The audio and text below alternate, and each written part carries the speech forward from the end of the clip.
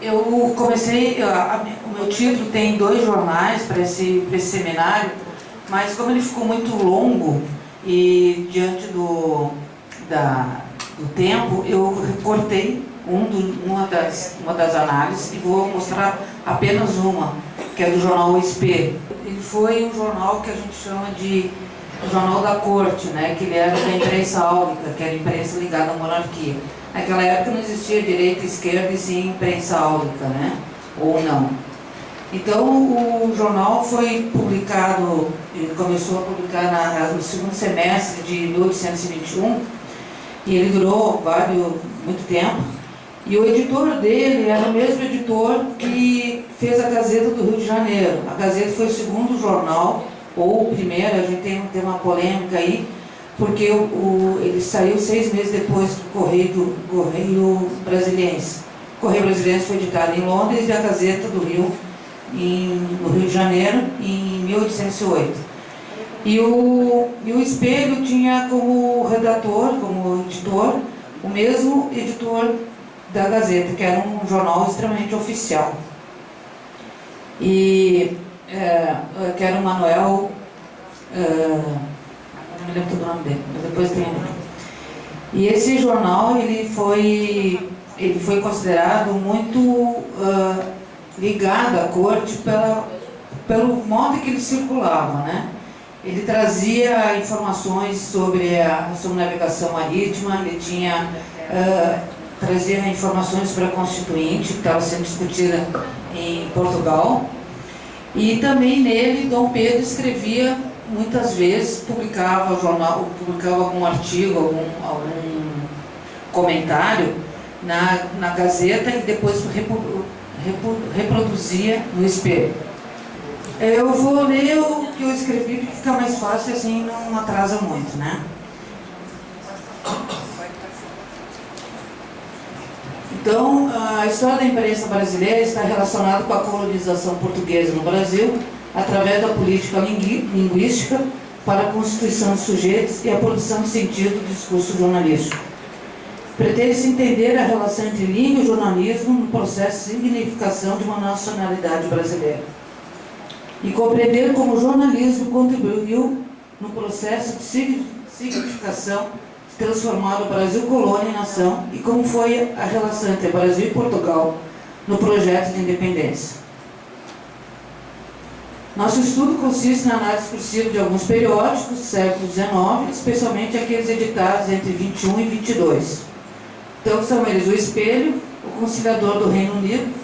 O Conciliador do Reino Unido ele era editado pelo Visconde de Cairu, que certamente vocês já ouviram falar quando estudaram história, né?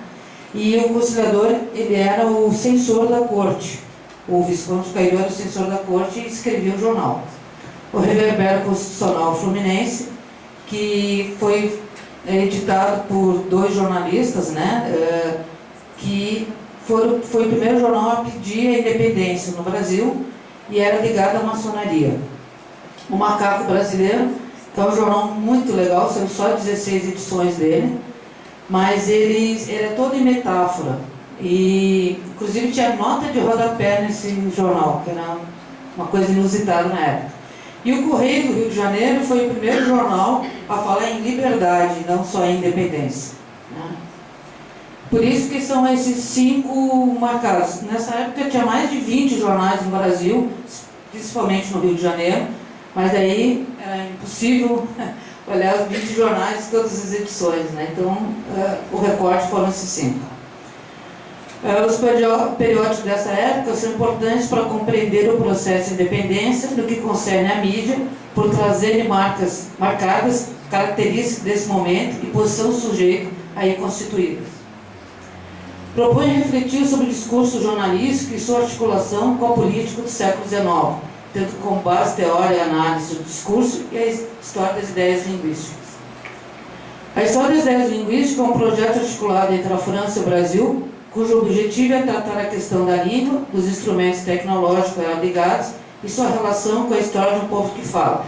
Então, eles entendem que o jornalismo, a imprensa, é um instrumento tecnológico daquele período do século XIX. Portanto, a relacionar a história da língua no Brasil com a constituição da sociedade Estamos pensando na relação língua, nação e Estado e suas especificidades que constituem a nossa nacionalidade. Para a análise do discurso, interessa compreender a história dos processos de produção de sentido vinculados aos diferentes lugares ocupados por sujeitos na formação social a que pertence. Entendemos que o discurso jornalístico trabalha na construção de sentidos que determinam o que pode ou não ser notícia. Nessa seleção que as clivagens são produzidas, determinando o que vai ou não ser disponibilizado para interpretação. Aí o recorte, então, do espelho. Começou a circular na metade do ano de 1821, editado pelo professor e militar Manuel de Araújo Ferreira Guimarães, que é o mesmo que foi editor do Gazeta do Rio de Janeiro. Segundo historiadores do jornalismo, o periódico trava uma ferrenha disputa política com alguns redatores, em especial do Reverbero e do Correio do Rio de Janeiro. O espelho demonstrava o desejo de permanência do sistema político totalmente independente de Portugal, ao contrário dos outros dois, que eram a favor da emancipação. Ali é um exemplo do jornal, né, a edição número 10, não, a edição número 1. Né? O espelho tinha em seu conteúdo editorial notícias da Europa, movimentação marítima e também assuntos da corte, como a Constituinte, correspondências e artigos de ofício. Como o próprio nome diz, o espelho procurava espelhar os jornais oficiais do reino, servindo de observatório de outros periódicos. Ele traz notícias da Gazeta da Inglaterra e da França, produzindo assim um sentido de totalidade, ou seja, tudo que era importante para a corte saber estava nesse periódico. Ali é um enunciado que eu tirei do jornal, em que ele dizia, na edição número 10, temos lido gazetas inglesas, vindo do último paquete, e francesas chegadas de Bordeaux, umas e outras datadas até 6 de outubro, e oferecemos aos nossos leitores o que nos pareceu mais digno da especial contemplação, a fim de estarem completamente ao conhecimento do Estado da Europa daquela época. Essa é a edição de número 10, de dezembro. Esse periódico traz na seção Notícias Estrangeiras informações sobre a Espanha, Inglaterra e América, mas deixa de fora da seção notícias sobre Portugal, marcando que Portugal e Brasil não são uma nação. O redator também traz questões sobre o Brasil e Portugal, como se fosse um outro continente, nem europeu, no caso de Portugal, e nem América, se tratando do Brasil, porque não encaixava nesses dois, como diria, essas duas editorias, né, que a gente chamaria hoje em dia, que na época não era reconhecido. Né? Então aí eu trouxe outros enunciados, né? Madrid, 9 de setembro, a agitação continua, os ministros falam sobre a questão da Espanha, e ali na América eles falam sobre a questão da Colômbia, que foi um navio que estava lá indo e parou por causa da guerra e tal. Podemos observar nesses dois fragmentos que existe uma memória funcionando que coloca o Brasil e o reino de Portugal como uno, como reino sólido. Portanto, de ir para a colônia é como estar em Portugal. Por isso não havia diferença territorial de onde estaria a corte. Não diziam estar na colônia, mas sim em Portugal, no esforço para pagar o lugar. Nesse periódico, as notícias sobre Portugal e Brasil estão numa única seção, separada das notícias estrangeiras. Ainda na edição número 9, a primeira notícia traz informações copiadas da Gazeta de Lisboa, que trata sobre a Assembleia Constituinte, os artigos e leis que estavam sendo aprovados em Lisboa. Ao reproduzir essa sessão da Assembleia Constituinte, o jornal traz o assunto mais importante do momento político em todo o reino, produzindo desse modo um discurso sobre. Agora, coincidentemente, também o discurso sobre que veio na primeira fala aqui, né? Mariana, então, define o discurso sobre como discursos intermediários, pois ao falar sobre um discurso origem, situa-se entre esse e o interlocutor, qualquer que seja. Ou seja, eles não estavam preocupados em interpretar, em falar sobre a Constituinte, só reproduziam o que estava sendo aprovado nas leis. Então, era o artigo número 1, foi aprovado isso, o deputado falou aquilo, mas eles não faziam como notícia, eles copiavam somente. Então, ao trazer as sessões da Constituinte, o periódico busca se aproximar do leitor, mantendo um certo distanciamento ao descrever e relatar apenas as sessões. O Espelho também reproduziu em suas edições os artigos e correspondência da Gazeta do Rio, jornal oficial da Corte, que, segundo Lustosa, que é o pesquisador do jornalismo, era apenas uma versão adaptada da Gazeta de Lisboa e se limitava a traduzir os artigos publicados na imprensa mais conservadora da Europa. Era também no Espelho que o príncipe regente escrevia de forma direta ou indireta, quando o redator reproduzia artigo, por ele escrito na Gazeta do Rio. Então, esse aí é um enunciado que estava publicado na Gazeta e foi reproduzido 4 dias depois no Espelho, que Dom Pedro escreve ao povo, né? Então, o título é Pelos Fluminense, né, na edição de 10 de outubro, e que ele reafirma o juramento feito em 26 de fevereiro, quando foi antes da partida de Dom João para Lisboa, o retorno da corte para Lisboa, e ele promete a Assembleia Constituinte para o Brasil, né? Nesta carta podemos ver as marcas do discurso político atravessado pelo discurso religioso, que Dom Pedro usa expressões como se cobre com peles de cordeiros. Expressão que está na Bíblia e que fala de pessoas que querem se passar por corretos para alcançar objetivos desonestos e até criminosos. Também nesse discurso, o príncipe regente negocia o tempo todo com o bem e o mal, o verdadeiro e o falso.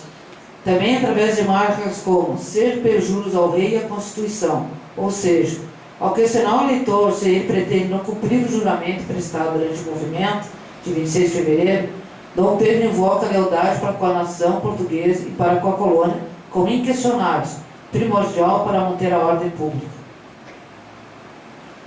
Ainda nessa carta, Dom Pedro traz também marcas do discurso fundador do Brasil, através da reafirmação da necessidade de ser fiel à religião, ao rei e à Constituição, mobilizando memória sobre a primeira carta escrita por Pedro Vaz de Caminha, ao chegar no Brasil em 1500, em que enfatiza que os índios não tinham leis, reis e religião, porque no alfabeto deles não existiam as letras L, F e R. Portanto, não eram civilizados como europeus. Isso está na carta de Pedro Vaz, quando ele falou sobre a descoberta do Brasil, né? Dom Pedro também titula a carta apenas como Pedro aos Fluminenses, como se qualquer Pedro pudesse ser ali representado e se dirigindo ao povo do Rio de Janeiro. Esse título traz sentidos que remete ao cidadão comum e não que tenha sido escrito pelo príncipe regente. É uma maneira de aproximação com o cidadão, de marcar que Dom Pedro está próximo ao povo que pactua suas ideias. Aí eu vou abrir lembrar que na cena do Novembrada, ali que aparece no começo da briga, ali do embate, tem um outdoor que o cara começa a esfaquear e está escrito João, bem-vindo João, né? Então são os mesmos sentidos, quer dizer, não passam como se fosse o presidente ou o príncipe regente, mas sim como qualquer outra pessoa, né? Uma aproximação. Em janeiro de 22, o Espelho publica um artigo da Junta do Governo do Estado de São Paulo, que na época não era Estado, né? Solicita ao príncipe regente que desconsidere a ordem da Constituinte que determina o seu imediato retorno a Portugal. É a questão do fico, né? O dia do fico. Nesse artigo publicado na Gazeta do Rio e copiado no Espelho, o pedido do próprio príncipe regente, os autores entendem que Portugal e Brasil formam uma única nação, a nação portuguesa. Está no artigo, né? Enfatiza também que o Pacto Nacional e pede ao príncipe que fique no Brasil. Não só para o nosso bem, diz a carta, né? Não só para o nosso bem, mas até para a independência e prosperidade futura do mesmo Portugal, né? Aí está a carta, né? Só que está pequena, não dá para ler todo, porque ela é grande. Então, nesse artigo fica marcado que para muitos cidadãos da colônia portuguesa havia somente uma nação, e que essa nação é portuguesa, independente do território que está situado. O apelo para que Dom Pedro permaneça na colônia tinha como pano de fundo a necessidade de permanecer unido a Portugal, através do Pacto Nacional, ou seja, não era de interesse dos autores do artigo que representavam a província de São Paulo a separação do Reino Unido. Para os autores da carta, né, quando se refere à independência e prosperidade futura de Portugal, reafirma a proposta de permanecerem unidos e que a prosperidade de Portugal depende do Brasil, ou seja, da colônia, que produzia muitas riquezas e tinha acordos comerciais, mercantis com a Inglaterra e outros países da Europa. E para finalizar, então, como eu disse, eu estou ainda na escritura da minha tese, né? Então, eu não tenho a conclusão ainda de tudo. Então, só para o fechamento, partindo desse pressuposto, é possível perceber que destes e nesses recortes discursivos pode-se compreender o processo de significação do jornalismo nas questões da independência do Brasil. Então, a questão de nação, independência e liberdade estava aí sendo discutida. Muito obrigado.